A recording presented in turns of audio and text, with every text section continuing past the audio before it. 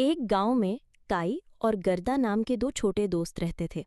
वे हमेशा साथ खेलते, हंसते और खुश रहते। एक दिन एक जादुई आईने का टुकड़ा ताई की आंख और दिल में चुभ गया।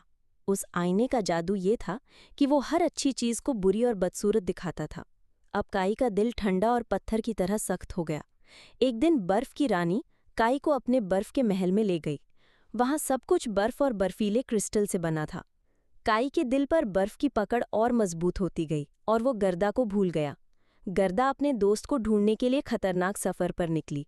उसने कई मुश्किलों का सामना किया, जादूगरनियों, जंगल, समुद्री लुटेरों और जानवरों से मिली, लेकिन उसके दिल में काई के लिए प्यार और सच्चाई थी।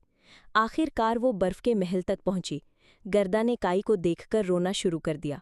उसके आंसू काई के दिल पर गिरे और जमी हुई बर्फ पिघल गई। काई के आंखों से भी आईने का जादुई टुकड़ा निकल गया। वो फिर से दयालु और खुश हो गया। दोनों हाथों में हाथ डालकर अपने गांव लौट आए।